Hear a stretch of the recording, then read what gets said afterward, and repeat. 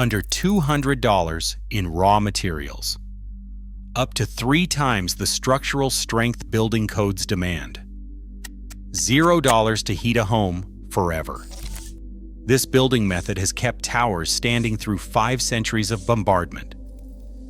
Yet 3 deliberate regulatory decisions and an $18 billion industry buried it from the American housing market. The proof of what they sidelined begins in one of the oldest skylines on Earth.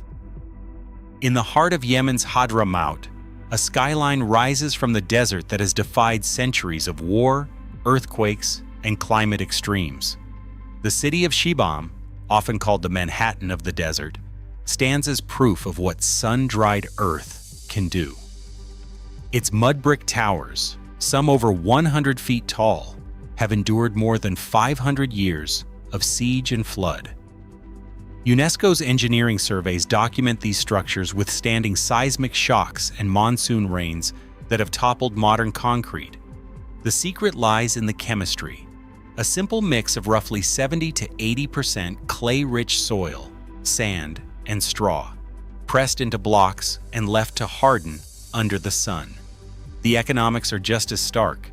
For a typical adobe home, the raw ingredients, clay, sand, and straw, come together at a cost of about 3 cents per brick. A 1,500 square foot house demands between 4,000 and 6,000 bricks, putting the total material bill between $120 and $180. Even when labor is factored in, owner-builders routinely report building entire shells for less than $300. Compare that to the $10,000 to $24,000 cost just to frame a house with lumber in the US, not counting insulation, drywall, or siding. The material that built Shibam's towers is not just cheap, it's strong. Laboratory tests of traditional adobe mixes consistently show compression strengths between 200 and 600 pounds per square inch. That's well above the 175 pounds per square inch minimum set by the International Residential Code for load-bearing masonry. The dirt under your feet, if mixed right, can meet or exceed the same structural standards demanded of modern brick and block. But the story doesn't end with cost and strength. Adobe's environmental footprint is almost vanishingly small. Firing a single conventional clay brick in a kiln consumes about 30,000 BTU of energy. Drying an adobe brick in the sun takes only 2,000 BTU, a 15-fold reduction.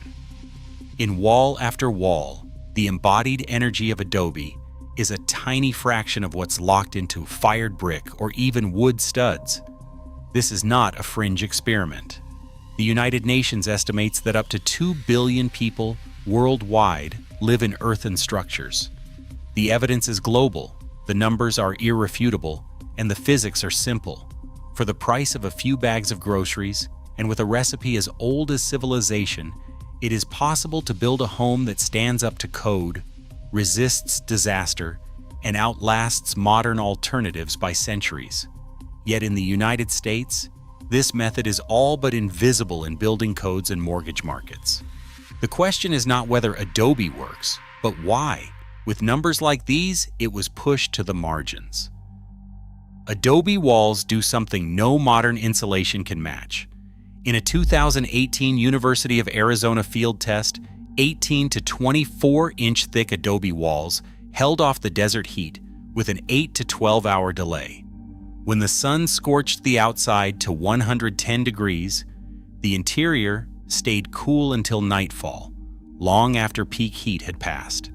The test house ran for 10 months without a single hour of mechanical cooling, while a neighboring wood frame home cycled its air conditioner every day. This is the physics of thermal mass in action. Dense earthen walls soak up heat during the day, then release it gently after dark, flattening temperature swings and erasing the need for conventional HVAC in the Southwest and parts of the Midwest. Heat flow diagrams from the study show outdoor temperature spikes hitting a solid adobe wall at noon, but the interior barely budges until midnight. That's not just comfort, it's a permanent cut to the energy bill year after year. The story doesn't end with free cooling. Adobe's solid monolithic structure eliminates the hidden cavities where moisture breeds mold, a problem that plagues nearly half of American homes. According to the EPA, about 45% of United States houses show signs of mold, most of it growing unseen inside wood frame walls. Adobe offers nowhere for moisture to hide. When rain or humidity strike, the wall's surface dries out naturally, and the dense clay matrix resists both water and fungal growth. Long-term field studies in New Mexico and Texas have documented Adobe homes with zero mold detection, even after decades of exposure. The result? Cleaner air, fewer allergens, and a house that quietly protects its occupants from the invisible health risks baked into standard construction. These are not fringe results. Peer-reviewed studies and real-world monitoring agree. Adobe delivers a unique combination of thermal inertia and indoor air quality that modern building codes barely acknowledge. The evidence is clear, the physics are proven, and the health advantage is measurable. Yet despite this mountain of data, Adobe remains sidelined, its superior performance ignored by the very codes and policies that claim to protect homeowners. The question is no longer whether Adobe works, but why a material that can erase energy bills and mold risk is still treated as an outlaw in the American building system. In 1927, the Uniform Building Code was drafted with a glaring omission. It simply ignored earthen construction. No standards, no guidelines, just silence. For anyone hoping to build with Adobe, that meant one thing: legal limbo. Municipalities unsure how to proceed demanded engineer-stamped approvals that could cost anywhere from $5,000 to $25,000 before a single brick was laid. The upfront savings of Adobe, measured in pennies per brick, were wiped out by a bureaucratic toll gate, one that didn't exist for wood frame builders. The barriers didn't stop there. In 1949, the Federal Housing Administration issued a mortgage requirement that locked out alternative construction. The rule was simple: no loan unless the house used conventional framing. For millions of Americans, that meant no FHA-backed mortgage for Adobe. A home that could be built for less than the down payment on a tract house was suddenly out of financial reach unless you had cash in hand. Then, in 1970, the Portland Cement Association stepped in. Lobbyists pushed for a new mandate. Any earth wall system had to include Portland cement and steel reinforcement. The result was a code amendment that multiplied the cost of Adobe construction 3 to 5-fold. The PCA, already reporting $18 billion in annual cement revenue, had a direct financial stake in cement's dominance. The new rules didn't just raise costs, they changed the very nature of Adobe, stripping away its low-carbon, low-cost advantage, and making it dependent on an industry with everything to gain. These engineered barriers weren't the result of structural failure or public safety disasters. They were the product of regulatory choices, mortgage policies, and industry lobbying. The economic injustice is plain. A building method proven for centuries, priced within reach of the poor, was sidelined not by physics, but by policy and profit. In the American Southwest, a quiet revolution has unfolded around a single legal phrase: the owner-builder exemption.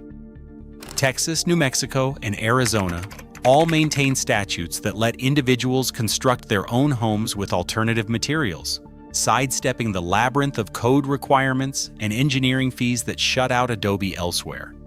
These exemptions are not theoretical. They have been tested, scaled, and proven by people like Simone Swan. Since 2008, Swan has guided families earning as little as $8,000 to $12,000 a year through the process of building their own Adobe homes under Texas's owner-builder law. The results are hard to ignore. More than 600 houses, each completed for as little as $1,500 in materials and 6 weeks of labor. The walls are thick, sun-dried Adobe, no hidden cavities, no synthetic insulation, no cement mandates. Utility records from these projects show annual heating costs that round to zero. The thermal mass of 18 to 24-inch walls, proven in field studies, delivers stable indoor temperatures through the harshest Texas winters and summers alike. Families who once faced a lifetime of mortgage payments now live in homes they own outright, free of debt and utility bills. The legal path is clear. Texas Government Code Section 2254.009, mirrored in New Mexico and Arizona statutes, gives owner-builders the right to use Adobe without a licensed contractor or engineer. Local permitting offices in Hudspeth and Presidio counties routinely process applications for earth-built homes, provided the owner signs an affidavit and meets basic site safety checks. This loophole, written into law, has quietly enabled thousands of Americans to build shelter with their own hands for a fraction of the cost of conventional housing. The scale is not small. Swan Earthworks alone has helped more than 600 families, and community workshops continue to spread the know-how. The global context is even starker. Up to 2 billion people live in earth structures, and in the U.S., owner-builder exemptions account for 5,000 to 10,000 Adobe projects every year. The evidence is in the ground, in the utility bills, and in the deeds held free and clear. The system may have buried Adobe in the code books, but the loophole remains wide open for anyone willing to claim it. Right now, a 1,500 square foot Adobe home can cost less than an average monthly rent and lock in zero heating bills for life. Yet outdated codes and mortgage bans still block this path. When affordability meets climate crisis, the real barrier isn't technology, it's permission. What's stopping us?